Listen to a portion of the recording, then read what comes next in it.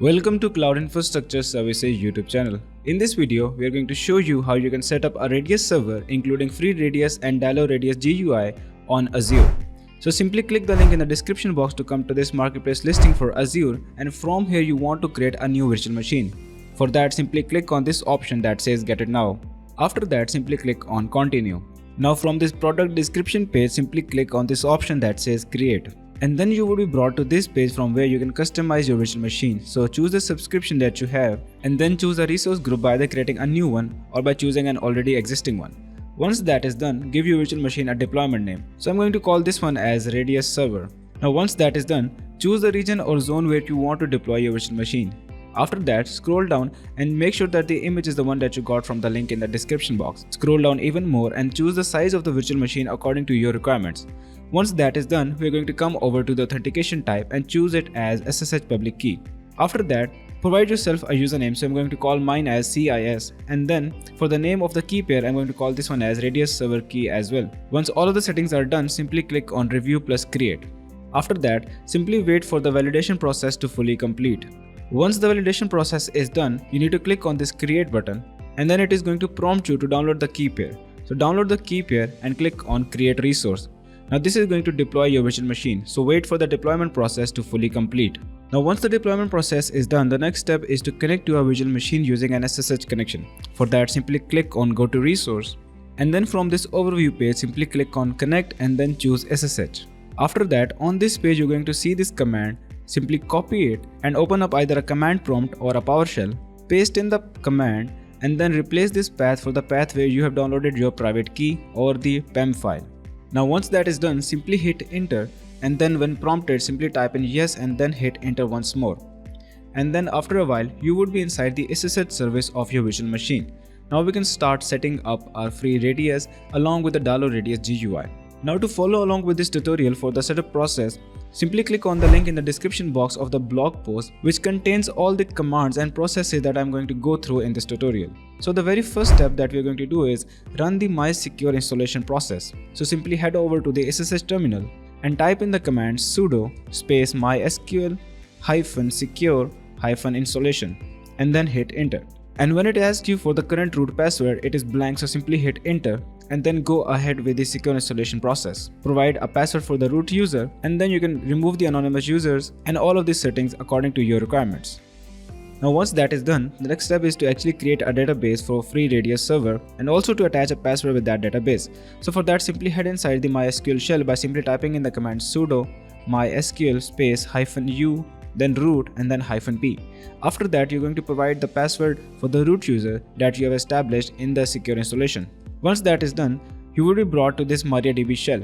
Now to create a database, simply head over to the blog post and copy all of these commands. So here you can see that we are creating a database with the name as Radius, and then we are setting a password which is this one. So if you want to provide a different database name or a different password, then make sure to change these fields. Anyways, copy these commands and paste it inside the SSH terminal. Now once that is done, simply hit enter and you have successfully created your database to be used with FreeRADIUS. Now once that is done, the next step is to actually import the FreeRADIUS database schema. Now to do that, we need to first stop the service of FreeRADIUS. For that, simply type in the command sudo systemctl stop and then FreeRADIUS. Once that is done, you can check the status of FreeRADIUS by simply typing in the command sudo systemctl status and then FreeRADIUS. So as you can see that it is currently inactive. To import the database schema, we need to shift over to the root user. So for that, simply type in the command sudo space su and then space and then a hyphen and then hit enter. Once that is done, head over to the blog post and copy this command to import the schema and paste it inside the SSH terminal and then hit enter. After that, it is going to ask you for the password for MySQL, so simply type in the password and hit enter once more. Now once that is done, we can confirm that by going over the tables inside our database. For that, simply copy this command and paste it inside the SSH terminal and then hit enter, type the password and hit enter once more. So we can clearly see that inside our database, the schema has been successfully copied. Anyways, the next step is to actually configure the FreeRADIUS SQL module. Now for that, simply copy this command and paste it inside the SSH terminal. So this command is going to create a soft link to the SQL module. Now to configure the SQL module, simply copy this command and paste it inside the SSH terminal. Now that is going to open up this configuration file, and in this configuration file we need to make a few changes. The first change is that we're going to change the dialect to MySQL from SQLite. After that, scroll down and then we are going to uncomment this driver which says dialect. And at the same time, we are going to comment out this driver that does not contain the word dialect. Once that is done, we also need to disable the TLS support for MariaDB. Now to do that, simply scroll down till you see this MySQL section, and within this section we are going to comment everything out. Once that is done, scroll down and head over to configuration for MariaDB. So underneath this connection info, we are going to uncomment the server, the port, the login and the password. Once that is done, make sure that the server is set to localhost, the port number is set to 3306, and for the login, it is going to have the login of the user that is granted access to the database that you just created. And then you're going to paste in the password or type in the password that you have selected for the database, which in my case is this one. Once that is done, we are going to scroll down even more, and then we are going to make sure that the radius DB is set to the name of the database that we have created. And lastly, we're going to make sure that the read client is set to yes. Now to find read client, I'm just going to simply press Ctrl and W to open up this search bar and search for read-clients. And then make sure that it is uncommented and it says read clients is equals to yes. Now once that is done, simply hit Ctrl O to save this file and Ctrl X to exit from this file. Now the next step that we are going to do is to change the group permissions of this SQL module. Now for that, simply head over to the blog post and copy these commands and paste them inside the SSH terminal. Once that is done, now we can start the service of FreeRADIUS. So for that, simply type in the command sudo systemctl.service and then hit enter. Once that is done, you can confirm the service of FreeRADIUS by simply typing in the command sudo systemctl status and then FreeRADIUS and then hit enter. And as you can see that it is currently in the active state.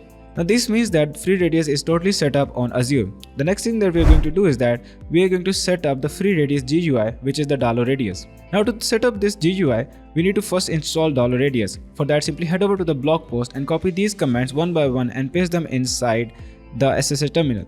So these commands basically create a new folder, download the daloRADIUS and copying it to the master directory. Once you have extracted the daloRADIUS, the next step is to import the database schema for daloRADIUS. Now for that, simply copy this command and paste it inside the SSH terminal and then hit enter. Now it is going to ask you for the password of MySQL, so simply type in the password and then hit enter once more. Now once that is done, you can confirm it by showing the Radius database. So for that, simply type in the command MySQL show and then the name of the database, which is Radius, and then hit enter. And as you can see that we have successfully imported the database schema. Now the next step is to actually set up the configuration file for daloRADIUS. Now for that, we already have a configuration file, but we need to change its name from daloRADIUS.configuration.sample to daloRADIUS.configuration. For that, simply copy this command and paste it inside the SSH terminal, and then we also want to make some changes in that configuration file. For that, simply open up the file using the nano command. Now inside this file, we are going to simply scroll down to this configuration values, and we are going to make sure to type in the correct database user, database password and the name of the database. So in my case, the name of the database was Radius, the password for this database was this one, and then the database name was Radius once more. After that, we need to save this file, so Ctrl O, hit enter and Ctrl X to exit from this file. Once that is done, we need to change the permissions or the ownership of the daloRADIUS file. So for that, simply copy these commands one by one and paste them inside the SSH terminal. And lastly, we want to restart the service of FreeRADIUS and Apache 2. Now for that, simply copy this command and paste them inside the SSH terminal and then hit enter. Now your daloRADIUS is actually set up. Now the next step is to actually visit the daloRADIUS. Now for that, simply head over to Azure, and from here you're going to click on Overview, and then you're going to simply copy this public IP address, paste it inside a new tab and follow it up with a / and then daloRADIUS / once more and then login.php and then hit enter.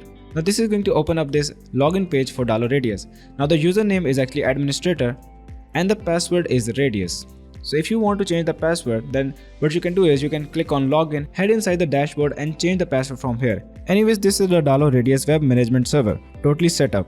And that also brings us to the end of this tutorial. Now if you want to set up the Azure Active Directory, LDAP and Active Directory Authentication, then you can simply check out the documentation in the blog post. Other than that, we also have the Radius user reporting solutions with InfraSOS. So you can check out the InfraSOS from the link in the description box. Now if you have any queries regarding this tutorial, make sure to leave that query in the comment section down below and we will get to you as soon as possible. And if this video has helped you in any way, make sure to leave a like and subscribe to the channel.